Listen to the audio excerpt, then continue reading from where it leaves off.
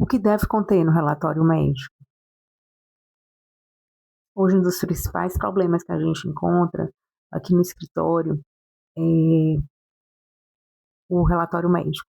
Então, o que deve conter nesse relatório clínico, né?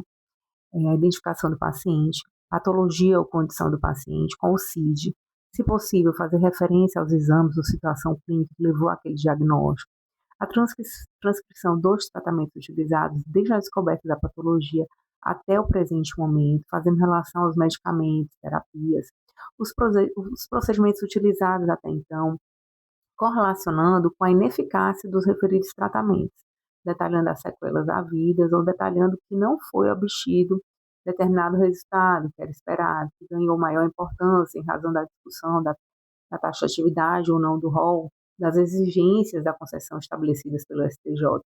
Então, o relatório deve conter toda a prescrição necessária ao paciente, inclusive quando for o caso, a dieta, a sonda, a cama, fraldas, colchões, equipamentos, equipe multidisciplinar necessária, com atuação em detalhes, protocolos clínicos de enfermagem, de monitoramento e demais casos específicos. Se o relatório prescrever terapias, indicar não somente o número de sessões, mas também o tempo de cada uma delas e o método a ser utilizado nas terapias, a duração, a quantidade.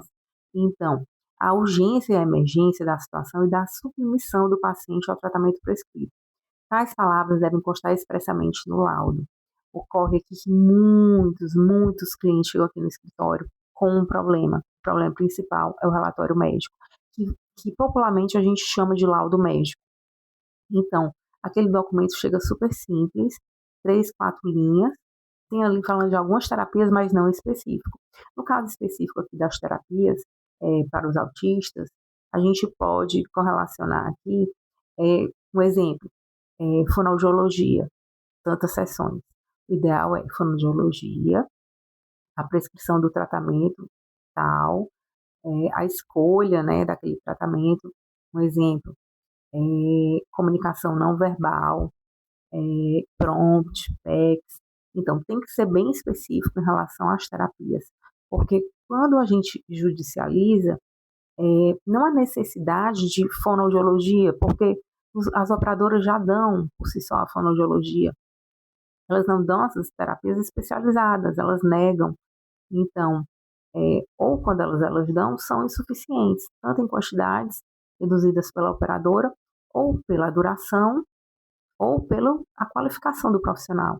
Então, sempre no relatório médico deve conter essas observações. Em relação ao home care, o paciente recebe a notícia, ou os familiares que vão para casa. Então, todo mundo acha uma maravilha, mas não é uma maravilha. Se o relatório clínico, o relatório médico, com a prescrição do tratamento do home care não tiver todos os detalhes específicos, todos os tratamentos específicos, todos os materiais a serem utilizados, todas as, as, as consultas que devem ser realizadas, tipo consulta médica diária, visita do médico em casa diária, visita consulta com o farmacêutico, consulta com o enfermeiro. Durante todo o período do home care deve haver um técnico de enfermagem, deve haver colchão, escada, andador, vários tipos de suporte, entendeu?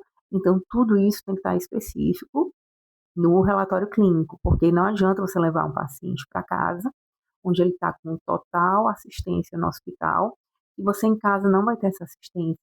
Tem pacientes que precisam fazer exames diariamente, outros que precisam fazer de 2 em 2 dias, 3 em 3 dias, semanais. E a, a, a prescrição do home quebra-casa, às vezes, não consta tudo isso. Então, é bom sempre consultar alguém da área do direito da saúde para estar verificando se aquela prescrição está correta, se não está, porque muitos pacientes vão para casa, a operadora é obrigada a dar o que está no relatório clínico, na prescrição médica, e as pessoas não sabem. Tem pessoas que compram materiais, tem pessoas que adquirem, né, alguns materiais que deveriam ter sido prestados, que foram negados pela operadora. E judicialmente a gente consegue reverter isso. E as terapias dos autistas, principalmente, são sempre mitigadas. Então, sempre é necessário recorrer ao judiciário para ter o tratamento integral. Então, quando as famílias chegam aqui, mostram o laudo, e vários outros processos que eu vejo de alguns colegas, de alguns clientes que chegam aqui, de outros colegas que entraram, perderam, perderam em relação ao laudo, que não tinha a prescrição necessária, não tinha as informações necessárias. E das decisões recentes da STJ e STF, o primeiro quesito necessário é o relatório clínico médico bem especificado com todos esses pontos que eu falei aqui. Então, você que conhece alguém, é, precise dos tratamentos, tem uma prescrição, é, sempre olhe o laudo de vocês, observem se tem todos esses quesitos. Se não, volte no seu médico e peça para ele poder fazer um relatório clínico mais detalhado.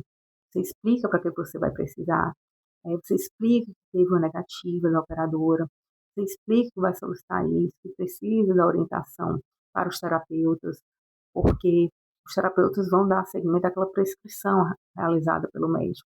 Então, vamos estar observando isso.